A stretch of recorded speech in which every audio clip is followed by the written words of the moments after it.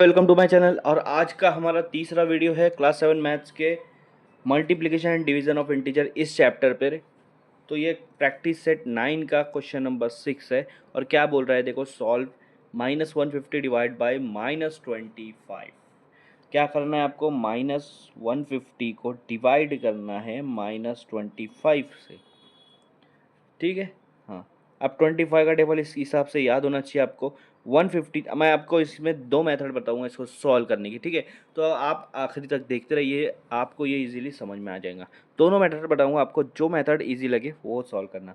-150, ये भी माइनस है, ये भी माइनस है, तो सबसे पहले दोनों माइनस है तो दोनों माइनस को कट कर दो। अब आपके पास बच रहा है 150 और 25, ठीक है। अगर आप देखोगे 150 के टेबल में आएगा, 50 को अगर मैं 3 से मल्टीप्लाई करूँगा तो 150 आएगा, ठीक है। सॉरी, 50 के टेबल में नहीं लेंगे, नीचे वाले के टेबल में लेंगे, 25 के टेबल में।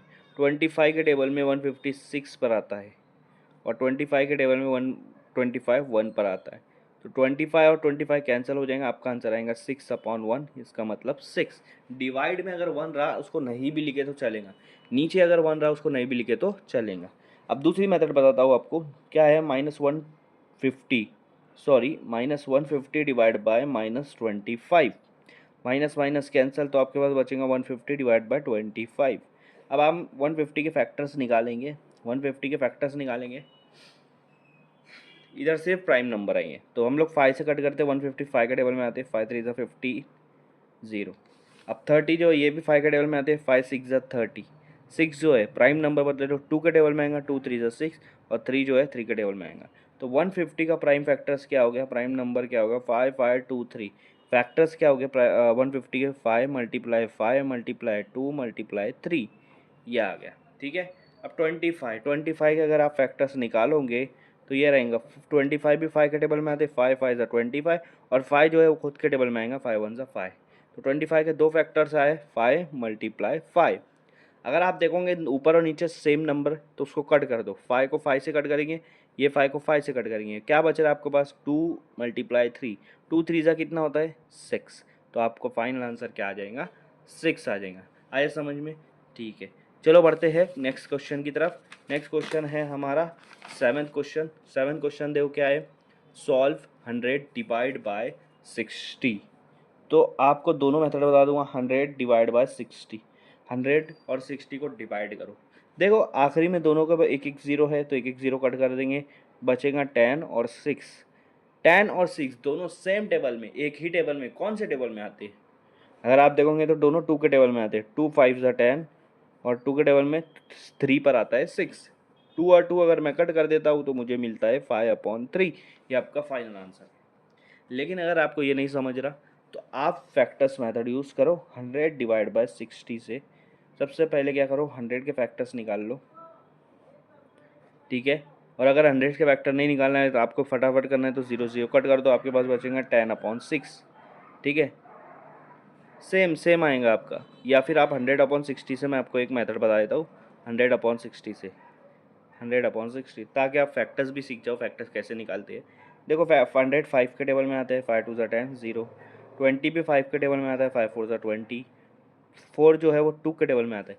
4 से नहीं करना हमको, यहाँ पे सिर्फ प्राइम फैक्टर चाहिए, प्राइम नंबर चाहिए। 2 2 4, 2 1 2। तो ये 100 के फैक्टर्स है, 5 मल्टीप्लाई 5 मल्टीप्लाई 2 मल्टीप्लाई 2।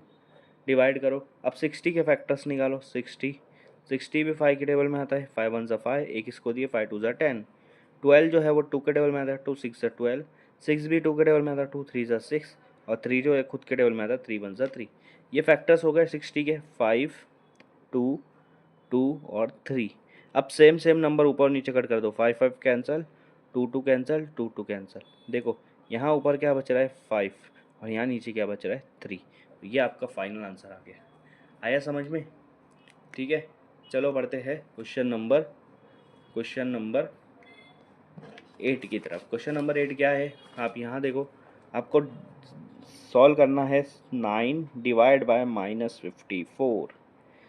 यहाँ पर एक ही माइनस है तो आंसर फाइनल आपका माइनस में आएगा। 9 और 54 दोनों सेम टेबल में किस में आते हैं, 9 के टेबल में आते हैं। 9 जो है वो 9 हो रहेगा, और 54 जो है माइनस में 9 के टेबल में आता है, 9 6 54। तो ये 9 9 कैंसिल हो जाएंगे, आपके पास बचेगा ऊपर 1, कुछ नहीं है मतलब ऊपर 1, नीचे रहेगा -6। तो ये आप इसको ऐसा लिख सकते हो -1/6। डिनो फ्रैक्शन में माइनस हमेशा ऊपर ले लेते हैं हम लोग। ये आपको सॉल्व हो जाएगा। और अगर आपको ऐसा नहीं करना तो आप फैक्टर्स ले लो, 54 के फैक्टर्स ले लेते हैं आप लोग। सबसे पहले बड़े नंबर का हमको सॉल्व करना है, 9 डिवाइड बाय -54। पहले 54 का हम फैक्टर ले लेते हैं। 54 2 के टेबल में आता है, 2 2 ज़ा 4, एक इसको दिए, 2 7 ज़ा 14। 27 3 के टेबल में आएगा, 3 9 ज़ा 27। 9 भी 3 के टेबल में आएगा, 3 3 ज़ा 9, और 3 खुद के टेबल में, 3 1 ज़ा 3। तो ये फैक्टर्स है आपके प्राइम फैक्टर्स। यहाँ लिखो 2 3 3 3। अब उसको डिवाइड करना है आपको। सॉरी, ये 54 के फैक्टर है, मैं नीचे लिख देता हूँ, गलती हो गई। 9 डिवाइड बाय -54, तो ये तो 54 के फैक्टर थे, 2 3 3 और 3। ठीक है, 9 को क्या मैं ऐसे लिख सकता हूँ, 9 के फैक्टर क्या आएंगे, 3 3 ज़ा 9, क्या आएंगे, 3 3 ज़ा 9। अब ऊपर और नीचे सेम सेम कट कर दो, तो देखो ऊपर 1 बच रहा है, नीचे ये माइनस यहाँ लगा दिया। अब ये माइनस आएगा, 2 3 ज़ा क्या होता है, 6, तो माइनस ऊपर ले लो, -1/6। ये आपका फाइनल आंसर है। ठीक है, तो चलिए बढ़ते हैं क्वेश्चन नंबर 9 की तरफ। अब मैं क्वेश्चन नंबर 9 को सॉल्व करना चाहता हूँ यहाँ पे। तो देखो क्वेश्चन नंबर 9 क्या है, 9 क्वेश्चन देखो क्या कर रहे हैं, solve 78 divide by 65, 78 divide by 65। अब आपको ये देखना है कि 78 और 65 दोनों सेम टेबल में आते हैं क्या। इसके लिए आपको 13 का टेबल याद होना चाहिए। 13 6 ज़ा 78 होता है और 13 5 ज़ा 65 होता है।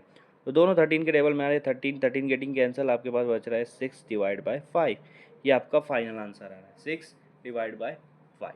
ठीक है, हाँ अब आपको आगे सॉल्व करना है।